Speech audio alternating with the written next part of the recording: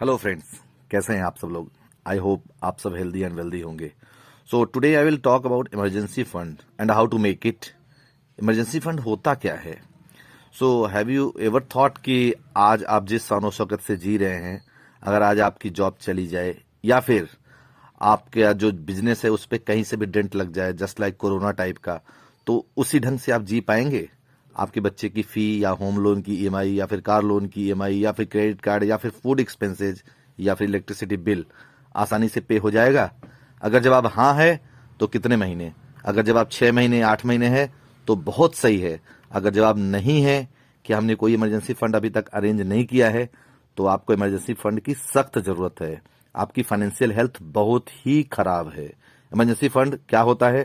तो emergency fund एक प्रकार से पर्सनल बजट होता है जो कि हम लोग अपनी फाइनेंशियल सेफ्टी के लिए किसी भी जो मिसहैप्स होते हैं या अनएक्सपेक्टेड जो भी एक्सपेंसेज आते हैं, कोई भी जॉब चली गई या बिजनेस को कोई अगर नुकसान हो रहा है तो हम 6-8 महीने सरवाइव कर पाए। एक ऐसा रुपया जो कि फ्यूचर में आपकी जॉब या मेडिकल या कोई भी इमरजेंसी की सिचुएशन में आपको संभाल सकता है और आपकी जो लॉन्ग टर्म गोल है उसको कोई भी डीरेल नहीं होने देगा या फिर उसको डिस्टर्ब नहीं करेगा।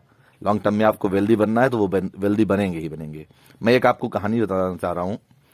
मेरा एक दोस्त है, उसने एक घर खरीदा 35 लाख रुपए का और उसकी ईएमआई लगभग 26,000 रुपए के आसपास आई। उसकी बेटी डीपीएस में पढ़ती थी, 10,000 रुपए की फीस भी थी, कार की ईएमआई थी और काफी अच्छे ढंग से वो लोग रहते थे, खूब धनी लगते थे। पर एक्चुअल में कोरोना में जब जॉब चली गई तो तीसरे महीने उन्होंने अपनी सेविंग तोड़ी, जो थोड़ा बहुत था पीपीएफ तोड़ा और मकान बेचने की मुझसे बात करने लगे कि कहीं मकान सेल करवाओ। तो क्या ये सही है? फाइनेंशियल प्लानिंग ये सही थी आपके हिसाब से? मैं ये नहीं बोलता कि आप अपनी लाइफ में जीने में कहीं भी आप कोई भी कंजूसी करें, बट आपको एक अपनी फाइनेंशियल हेल्थ के बारे में पता तो होना चाहिए ना कि अगर कोई भी सिचुएशन आती है तो नेक्स्ट 6 मंथ में कैसे सर्वाइव करूंगा।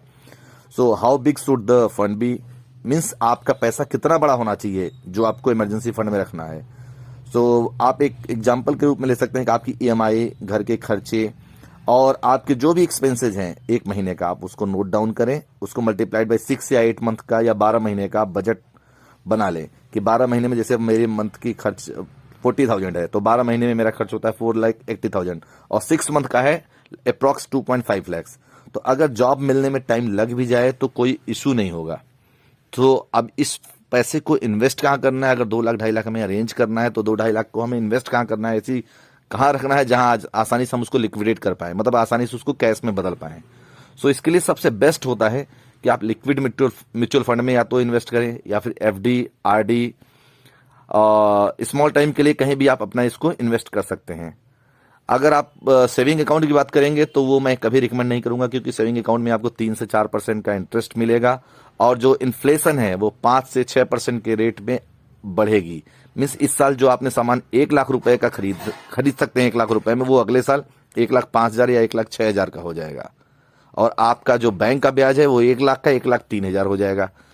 मीन्स 1 साल एफडी करने बाद आपको 1 लाख का 1,03,000 मिलेगा और इन्फ्लेशन के कारण जो 1 लाख का सामान है वो 1,06,000 हो गया। तो आप उसी 1 लाख रुपए से जिसको आज आप खरीद पा रहे हैं 1 साल बाद नहीं खरीद पाएंगे। इसका मतलब आपका पैसा कहीं ना कहीं डीग्रेड हुआ है। तो हमें ऐसी जगह इन्वेस्ट करना है जहां हम अपने पैसे को इन्फ्लेशन को बीट भी करा पाए और अपने इमरजेंसी के लिए रख भी पाए। तो इसके लिए मैंने अपना एक उदाहरण लिया है। एग्जाम्पल के लिए मैंने अपना ये पोर्टफोलियो लिया हुआ है जिसमें लगभग 2,53,000 का मैंने इन्वेस्टमेंट किया हुआ है। मेरा मोटो ये है कि अगले 6 मंथ तक जो भी मेरे एक्सपेंसेज हैं वो मैंने शेयर्स में इन्वेस्ट कर दिए हैं। वो ऐसे शेयर्स हैं जो कि 6-8 महीने में मिड कैप टाइप की कंपनियां हैं जो कि अच्छा ग्रो करेंगी और 6 महीने 8 महीने 12 महीने का मेरा धीरे धीरे करके ये ग्रो होगा तो मेरा 12 महीने का एक प्रकार से एक्सपेंस यहाँ से मैनेज हो जाएगा। आपने देखा होगा ये लगभग 253 लैक्स मैंने लगाए हुए हैं आज का प्रॉफिट और ये टोटल प्रॉफिट दिखा रहा है। ये सारी कंपनियां मिड कैप कंपनियां हैं जो कि ईजिली बहुत तेज़ी से ग्रो करेंगी और साल में 40-50% का भी अगर CAGR से रिटर्न देती हैं तो दैट इज़ वेरी गुड। उसके बाद मैंने इसमें एक छोटा सा म्यूचुअल फंड भी डाल रखा है 50,000 रुपीज़ का। 50,000 रुपीज़ भी ये मैंने स्मॉल कैप में लगाए हैं। स्मॉल कैप का मतलब ये होता है कि आपको मिनिमम से मिनिमम 30-40% का रिटर्न मिल जाएगा। अगर सब सिचुएशन सही रहती हैं, इकोनॉमी सही रहती है तो आपको 40-50% का रिटर्न मिलेगा। तो ये भी एक साल में 75 से फिर नेक्स्ट ईयर 1,10,000 समथिंग ऐसे ही आपका ग्रो करता रहेगा। अगर साल 2 साल आपने इसको ठीक से रखा तो डबल ट्रिपल हो जाएगा। तो ये रहा एक छोटा सा मेरा एग्जांपल। आप इसको आइडियल मत मानिए, आपको अपना पोर्टफोलियो अपने रिक्वायरमेंट के हिसाब से डालना है। आपको जो ठीक लगे आप उसको अपने हिसाब से अपने फाइनेंशियल कंसल्टेंट से हेल्प ले सकते हैं। ये एक एग्जांपल है कि how to make this right. चलो दोस्तों।